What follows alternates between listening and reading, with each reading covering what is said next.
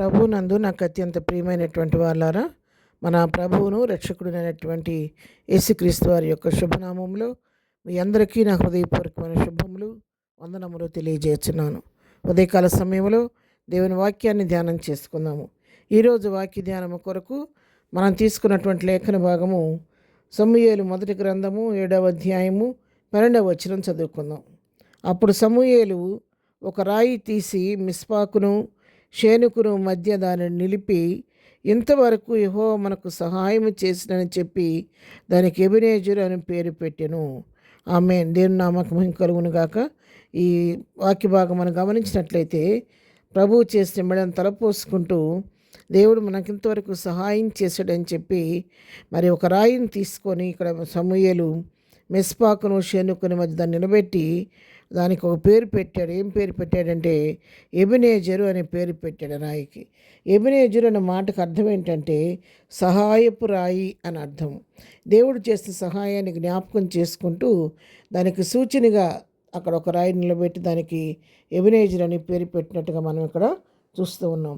ఈ సందర్భం ఏంటంటే మరి ఇక్కడ ఫిలిష్తీయులు ఇశ్రాయేలును తరుముతున్న సందర్భంలో వీళ్ళు ఫిలిష్తీయుల మీద జయం పొందలేకపోతున్నప్పుడు సమూయేలు వారికి ఏం చెప్పాడంటే, మీరు మీ దగ్గర ఉన్నటువంటి ఆ యొక్క అన్ని దేవతలను తీసివేసినట్లయితే మా దేవుడు మీ పక్షంగా ఉండి మీ కార్యం చేస్తాడు అని చెప్పి తెలియచేశాడు. అన్ని దేవతలన్నింటినీ, అష్టారోత్ దేవతలను వాటిని తీసివేయండి, మీరు యెహోవా యొద్దకు మళ్ళుకుంటే దేవుడు మేలు చేస్తాడని చెప్పినప్పుడు సమూయేలు చెప్పిన మాటకు లోబడి వారు ఆ బయలుదేవతను, అష్టారోత దేవతలను తీసివేసి యెహోవాను మాత్రమే సేవించడం మొదలుపెట్టారు. ఈ విధంగా సేవిస్తూ ఉన్న దేవునికి లోబడి జీవిస్తున్న సమయంలో సమూయేలు ఇశ్రాయేలు అందరినీ మిస్పాకు పిలువనంపించి మరి వారి పక్షంగా దేవుని సన్నిధిలో ఆయన ప్రార్థన చేయమని చెప్పి ఆయన కూడా ప్రార్థన చేస్తున్నాడు. వీళ్ళ కోసం ప్రార్థన చేస్తూ ఉంటే వీళ్ళందరూ మరి ప్రార్థన చేయటమే కాదు, ఒక బలిని కూడా అర్పించాడు. వారి పక్షంగా వారికి మేలు జరగాలని చెప్పేసి మరి ఒక కోడిని కూడా తీసుకొని తను బలి అర్పించినట్లుగా మనం ఇక్కడ చూస్తూ ఉన్నాం. ఆ బలి అర్పిస్తూ ఉండగా పాలు విడమని గొర్రెపిల్లని తీసుకొని మరి అర్పిస్తూ ఉన్న బలి అర్పిస్తున్న సమయంలో ఈ ఇశ్రాయేలు ఈ మిస్పాలు ఉన్నారన్న సంగతి తెలుసుకొని ఫిలిష్తీయులు వాళ్ళ మీదకి యుద్ధానికి దండెత్తి వచ్చారు.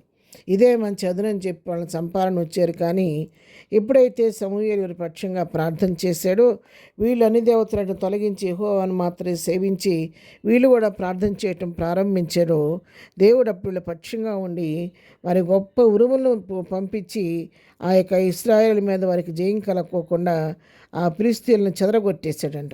ఫిలిష్తీయులు చెదిరిపోయినందువల్ల ఏమంటే గొప్ప వెండుగా ఉరువులు ఉరిమించేసరికి ఇక్కడ అందరూ మరి చాలా తారుమారైపోయి ఇశ్రాయేల్ చేత వాళ్ళు ఏం చేశారు, ఓడిపోయారనమాట. ఎప్పుడైతే ఫిలిష్తీయులు ఓడిపోయారో అప్పుడు ఇశ్రాయేల్ అందరూ కూడా మిస్పాలో చేరి మరి ఎక్కడి వరకు మరి ఫిలిష్తీయులను బేత్కారు వరకు వాళ్ళు తరిమి వాళ్ళని హతం చేసిన తర్వాత అప్పుడు దేవుడు చేసిన కార్యాన్ని బట్టి సమూయేలు వీళ్ళందరినీ పిలిచి మరి మిస్పాకును షేనుకును మధ్య ఒక రాత్రిని నిలిపి దానికి ఎబెనేజరు అని పేరు పెట్టి ఏమంటున్నాడంటే, ఎంతవరకు యెహోవా మనకు సహాయం చేసినని చెప్పి అందరూ కలిసి దేవుని స్తుతించినట్టుగా మనం ఇక్కడ చూస్తూ ఉన్నాం. ప్రియులారా, ఇక్కడ శోధన వచ్చినప్పుడు వీళ్ళు మరి సమూయేలుతో కలిసి ప్రార్థన చేశారు.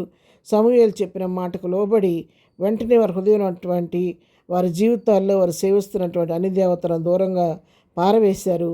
వాటన్నిటిని విసర్జించి యెహోవా వైపు తిరిగి తమ మనసులు తిప్పుకొని ప్రార్థించడం మొదలుపెట్టినప్పుడు సమూయేలుతో కలిసి ఏక మనసుతో ప్రార్థించినప్పుడు సమూయేలు వారి పక్షంగా ప్రార్థన చేసి బలర్పించినప్పుడు దేవుడు స్వయంగా దిగొచ్చి వాళ్ళ పక్షంగా వాద్యమాడి ఫిలిష్తీయుల మీద వారికి జయమిచ్చినట్లుగా మనం చూస్తున్నాం. ఉదయకాలం వాక్యం నీతో నాతో తేటగా మాట్లాడుతుండగా మన జీవితాల్లో కార్యాలు జరగాలంటే, నీ జీవితంలో నా జీవితంలో మనం జయం చూడాలంటే మన జీవితంలో దేవునికి ఆయాస్కరమైన వాటిని తొలగించుకొని మన మనసును దేవుని వైపు మళ్లించుకొని దేవుని సన్నిధిలో ప్రార్థిస్తూ మన ప్రార్థన సరిపోకపోతే దైవజనుల సహాయం తీసుకొని ప్రార్థన చేసినప్పుడు నీ జీవితంలో కూడా శత్రువు మీద జయమిచ్చి విజయం ఇచ్చి జయశీలుగా నిలవబెడతాడు. కాబట్టి ప్రార్థనకు ప్రాధాన్యత ఇద్దాము, ప్రభు వైపు మళ్ళుకుందాము, ప్రభు వైపు చూస్తూ ప్రభు చేసే కార్యాల కొరకు ఓపికతో కనిపెడదాము.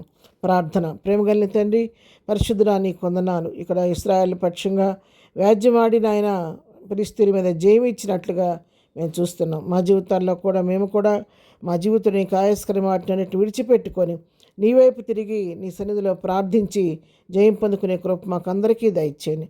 ఉదయకాలం ఏ సమస్యతో ఏ బిడ్డ నీ వాక్యం వింటున్నా వారి సమస్యల మీద జయం అనుగ్రహించండి. జయశ్రీడిగా వారి పక్షి నిలబడండి అయ్యా, నీ స్తోత్రాలు. ఇదనం మేము చేయి పని పాటలో రాకపోకలో క్షేమం దయచేయండి. ఇదనం బర్త్డే మ్యారేజ్ చేసుకోవడం దీవించి ఆశీర్దించండి. బలహీనలు ముట్టి స్వస్థపరచండి. నీట్ ఎగ్జామ్ కొరకు సిద్ధపడుతున్న బిడ్డలకు నీ జ్ఞానం దయచేయమని, ప్రతి వారి పట్ల కృప విస్తరింపచేయమని యేసు నామములో ప్రార్థించడి పొందుకొని ఉన్నాము తండ్రి. ఆమెన్.